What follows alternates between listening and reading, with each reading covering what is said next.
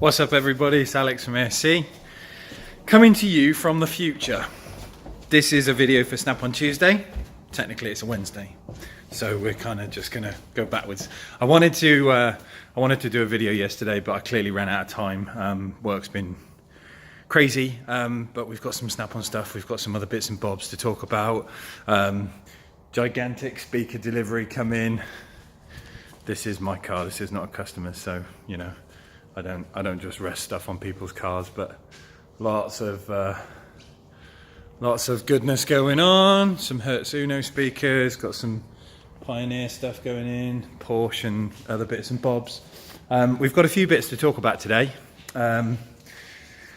Firstly, phone saga, back on the case. So after all the crap that I went through with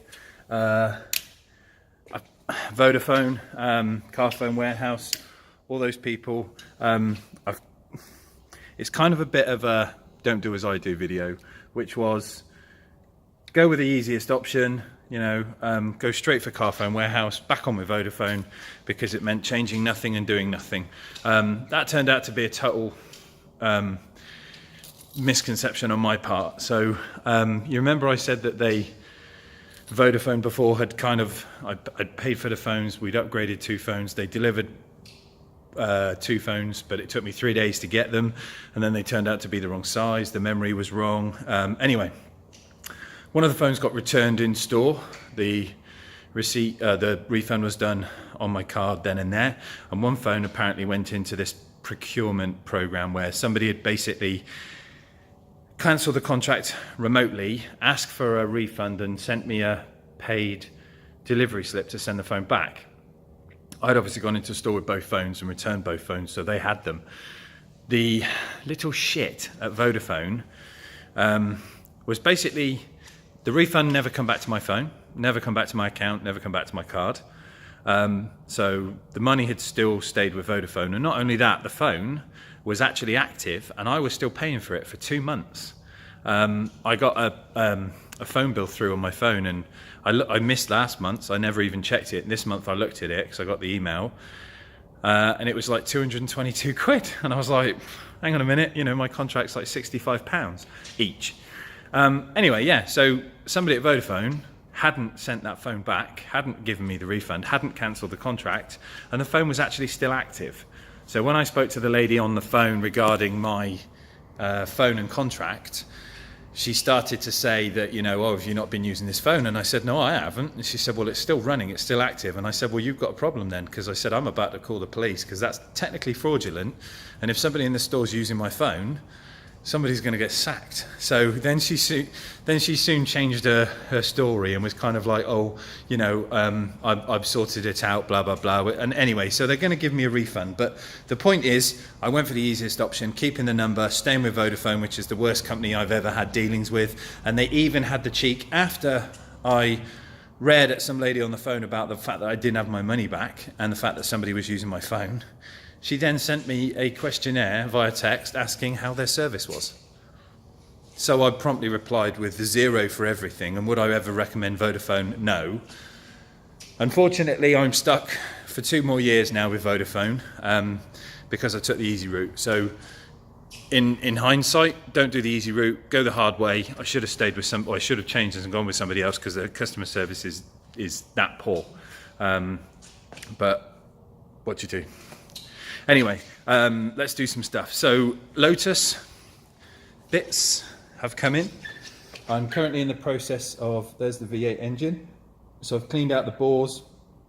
These are what we call wet liners. So these sit inside the engine. You see that comes up.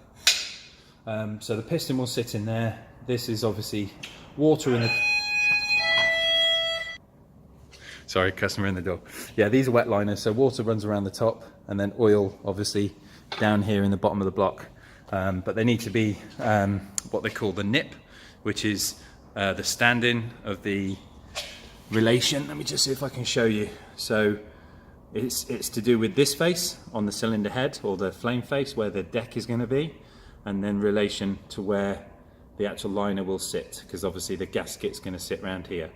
So there has to be a certain amount of drop here between the two, for the gasket to crush and everything take up nicely. So at the minute I'm just measuring the stand-in across the bores on that one and that one, which takes a little time to do it properly. You gotta, you know, kind of check it all out and make sure it's good. Right, snap-on stuff.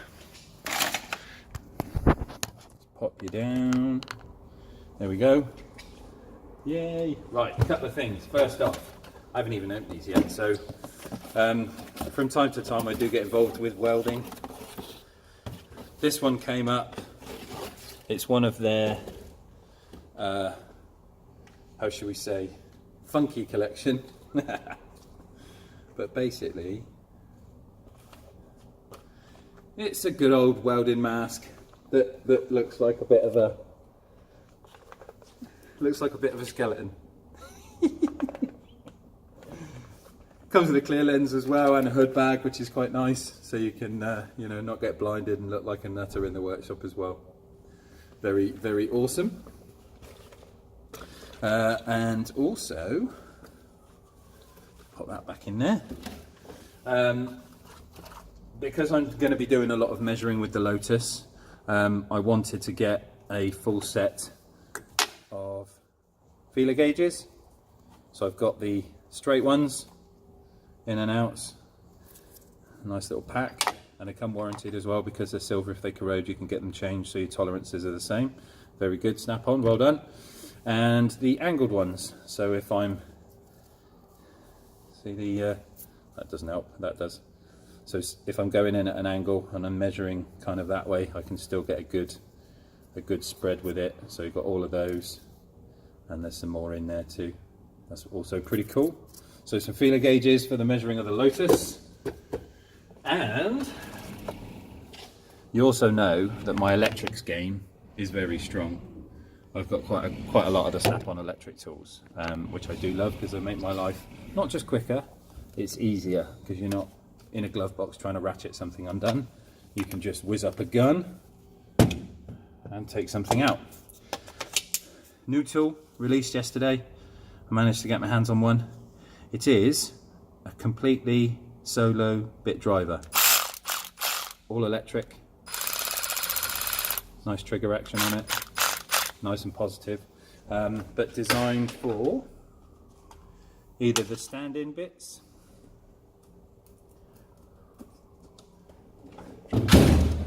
or the extension bits. But it, rather than having, what I was using was the quarter drive, that one there, with an adapter and then the bit drive in it. But sometimes that can make you too tall for what you're trying to undo, or you know, too deep or whatnot, so you can't quite undo it. So this came out yesterday, little bit driver, slot them straight in. It's magnetic as well, so they don't fall out. Great bit of kit. That is posh. What else? I think that is about it.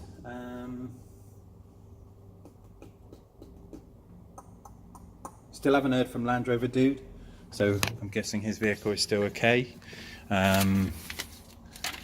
So that's a bonus. What else? I'm sure there was something else I was going to talk to you about. I can't remember. You get to that age, don't you, when things are just like in one ear and out the other. I swear I'm going to have a cavity in my head at some point, if I haven't already. Oh, that was it. I recently got quite a few comments on my page about, you've probably seen one of my most watched videos was me talking about a guy that was saying that Snap-on wasn't worth the money, and he was smashing up his toolbox by throwing spanners at it, and when it damaged the box he complained that he thought that a 10 grand box should be, you know, suitable for smashing tools against and it not break or damage or mark or chip.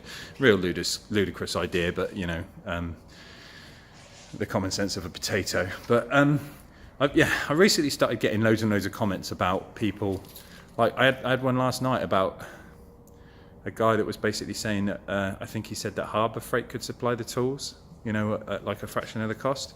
I don't know why you come on my page and feel the need to kind of preach to me. I'm a Snap-on super fan. I love Snap-on equipment.